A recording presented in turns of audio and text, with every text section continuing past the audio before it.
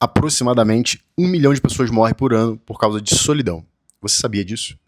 Esse número não é meu, esse número é da OMS, né, a Organização Mundial da Saúde. E é sobre isso que eu vou falar nesse vídeo hoje. Se você não tiver inscrito ainda no canal, eu quero te convidar a se inscrever e a deixar o like nesse vídeo se você considerar interessante. Alguns dias atrás eu fiz um vídeo falando sobre um senhorzinho que eu vi paquerando uma senhorinha no café, e ele falava desse sentimento de solidão, desse vazio, né, de não ter ninguém com quem se relacionar ali, e aquilo me tocou muito. E por causa disso eu fui procurar saber mais, porque me parecia que não era ele o único, a pessoa sozinha no mundo, é claro, e eu queria entender um pouco de como é que isso afeta a vida das pessoas, né?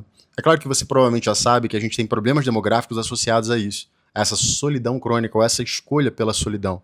Por nunca casar, por nunca ter filhos, por eventualmente, em alguns lugares, inclusive, não ter um círculo de amigos, não ter um círculo social, ser uma pessoa realmente, enfim, basicamente um eremita da era moderna. E eu fui procurar entender o que isso causa na vida de uma pessoa, e o número mais estarrecedor que me veio foi esse.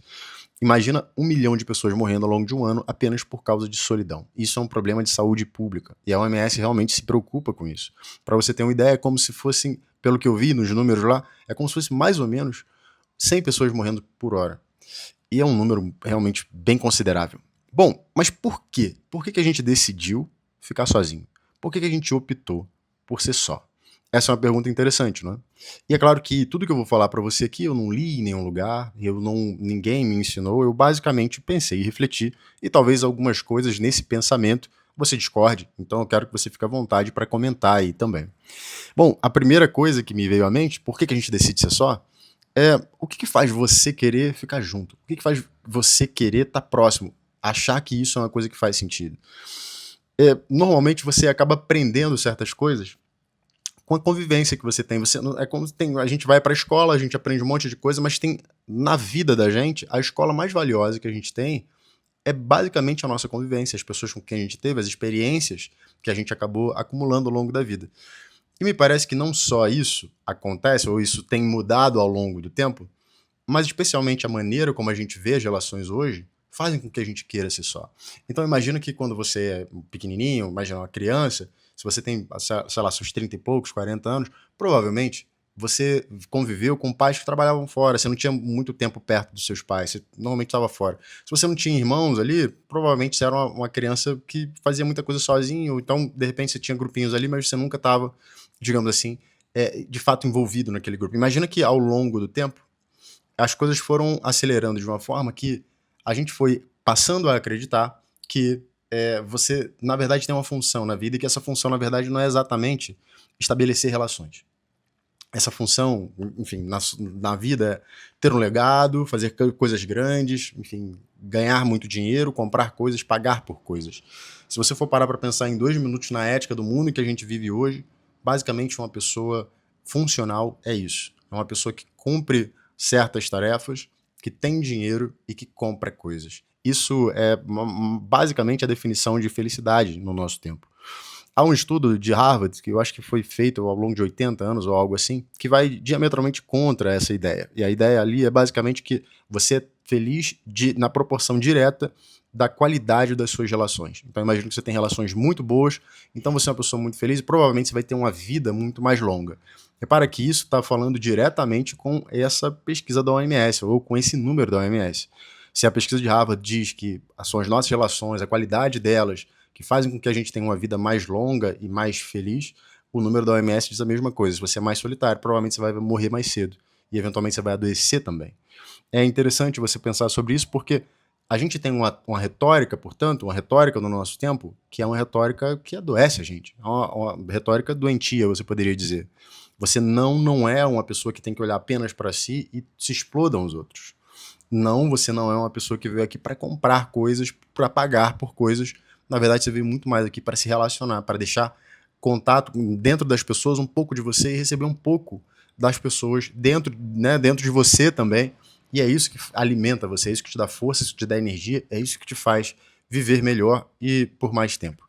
Esse foi uma coisa que me veio imediatamente, né? O mote do nosso tempo, o Zeitgeist, né? O espírito do nosso tempo é esse. É um espírito individualista, muito de pensar nas coisas a partir do que aquelas coisas vão me trazer, ou seja, o que elas vão me oferecer de benefício, e naturalmente isso faz com que você seja uma pessoa mais isolada, porque ninguém quer ser utilizado, ninguém quer ser usado, e se as pessoas pensam dessa maneira, se elas adotam essa ética, é muito natural que em algum momento você vai se sentir usado e que em algum momento você vai usar alguém também. Portanto, isso vai causar em você um certo grau de incômodo e de desconfiança em relação a outra pessoa e da outra pessoa também em relação a você. Então é muito natural que, por causa dessa ética, dessa retórica que acaba penetrando, né, na nossa forma de agir no dia a dia, a gente também se torne pessoas mais recolhidas, pessoas que querem menos contato com o outro.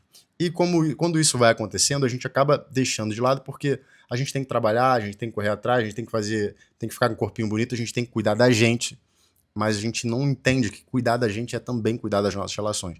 Ou isso não é tão claro, né?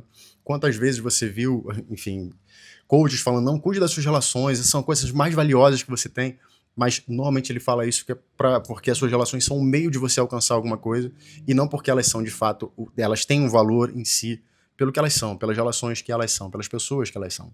Eu trabalhei alguns anos como headhunter, e eu percebi isso muito claramente, porque eu lembro que uma vez a gente estava conversando, e as pessoas tinham muita dificuldade de lembrar dos candidatos com quem elas conversavam.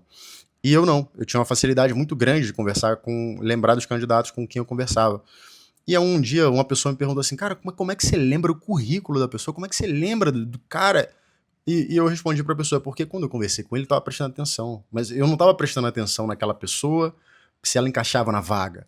Eu tava prestando atenção naquela pessoa pra entender quem ela era. Se ela encaixar na vaga ou não, muito bem, mas eu queria entender quem ela era. Porque, repara, não é que eu fosse, imagina, criar uma relação de amizade com aquela pessoa. A minha intenção não era essa. Mas a minha intenção era, de fato, conhecer, entender qual era aquela pessoa.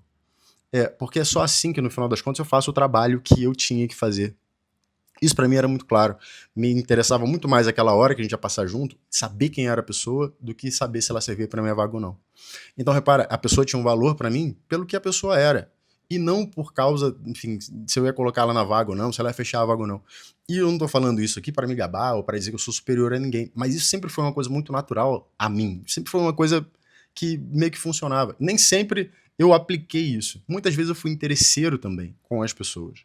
E repara que, ao longo do tempo, eu fui percebendo como isso me incomodava, como isso ia também me distanciando das pessoas. Porque quando eu era interesseiro, eu ficava pensando que as pessoas também seriam interesseiras em relação a mim. E essa é a outra coisa que me veio à mente.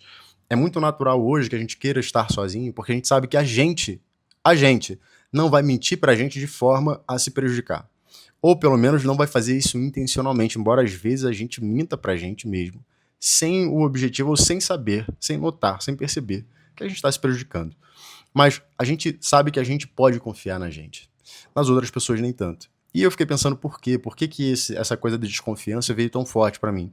Porque eu acredito que qualquer relação se baseia em confiança, em algum grau de confiança, seja qual for, relação afetiva, relação de trabalho, qualquer relação. E hoje é muito fácil você desconfiar das coisas, né? Hoje tudo parece querer manipular você. Então imagina, por exemplo, quando eu faço esses vídeos aqui, eu não faço os vídeos pensando, mas será que o algoritmo vai entregar o vídeo? Será que ele não vai? Será que as pessoas vão gostar desse vídeo? Será que não? Eu falo pensando naquilo que eu sinto que eu tenho que falar. E é uma coisa que eu faço espontaneamente. Talvez seja bom, talvez seja ruim, talvez seja ingênuo, talvez seja uma perda do meu tempo, eu não sei. Mas o fato é que é a maneira como eu preciso fazer. Já fui tocado dessa maneira e é assim que eu preciso fazer. Mas observa que tudo quer manipular você. Tudo de alguma maneira quer mexer com os seus instintos, mexer com os seus medos. Tudo tem a ver com algum grau de manipulação. Se você olhar para as thumbnails, por exemplo, hoje, elas são cada vez mais apelativas, cada vez mais elas querem fazer com que você passe por ali e clique. A sua atenção é cada vez mais fragmentada justamente por isso. Porque ficam te dando um monte de placebo, né? Um monte de pequenas recompensas ali, como se você fosse um ratinho no laboratório, sendo o tempo inteiro manipulado, sendo o tempo inteiro participante de um experimento do qual você não está ciente. E é muito natural que a gente sinta isso, a gente perceba isso de uma forma inconsciente, de uma forma subconsciente. Em algum grau, a gente sabe que a gente está sendo manipulado. A gente sabe que aquelas pessoas que estão aparecendo em certas revistas, em certos jornais, em certas publicações, elas não são realmente relevantes. Elas estão ali porque, por algum motivo, alguém pagou para que elas estivessem ali.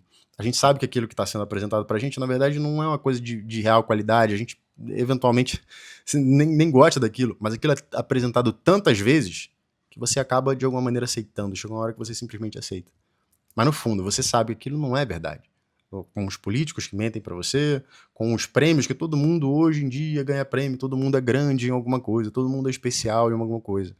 Um produto que diz para você que é chocolate, você vai ver que não tem nada de chocolate. Cada vez mais você vê as coisas diminuindo e cobrando o mesmo preço, eventualmente até mais caro do que cobravam antes. Você sabe que tem alguma coisa acontecendo e que estão mentindo, estão se aproveitando de você. E é difícil você se relacionar dessa maneira. É difícil você se relacionar com a mentira. Mas especialmente, você sabe que estão mentindo para você para se aproveitar de você. Quando um cara fala, não, você tem todos os problemas do mundo, com esse curso aqui você vai resolver. Você sabe, no fundo, que isso não é verdade.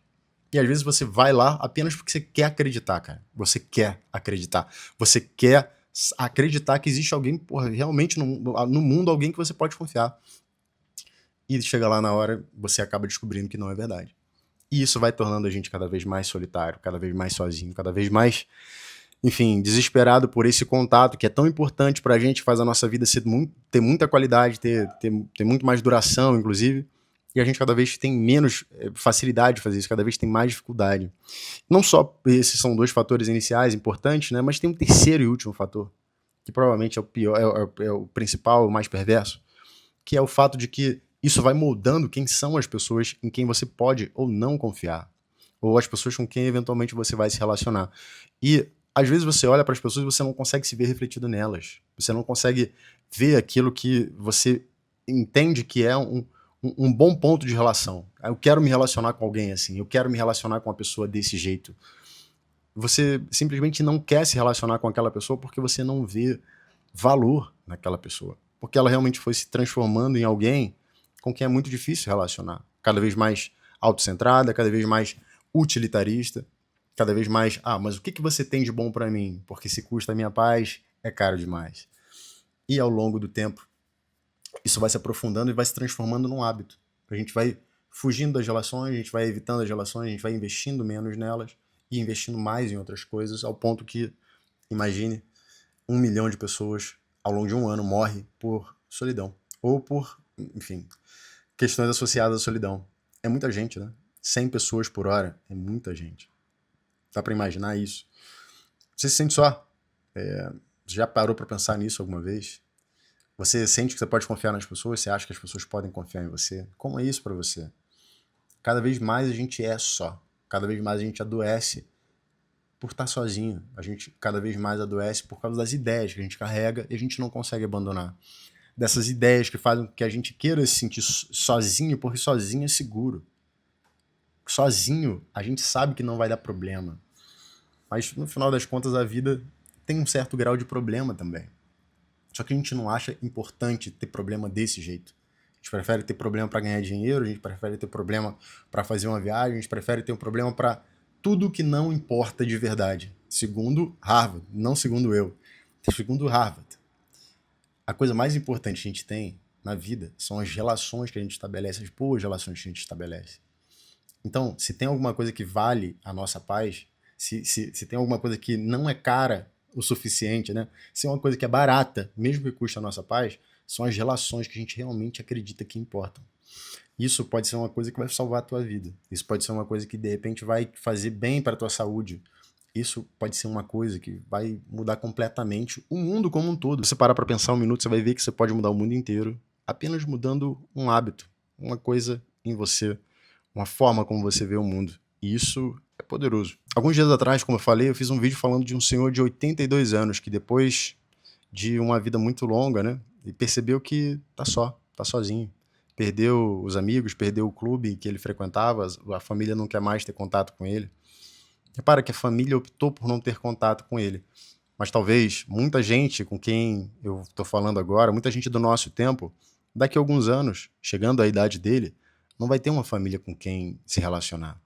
Nós vamos ser sozinhos porque somos sozinhos e pronto. A gente vai olhar como aquele velhinho, né? Não com amargura, mas com um certo sentimento de desperdício. Olha, a coisa mais importante da vida, no final das contas, não era ganhar dinheiro. No final das contas, a coisa mais importante da vida realmente era ter relações que alimentassem a minha alma. Era sobre isso que eu queria falar nesse vídeo, então a gente se vê nos próximos. Um abraço. Tchau, tchau.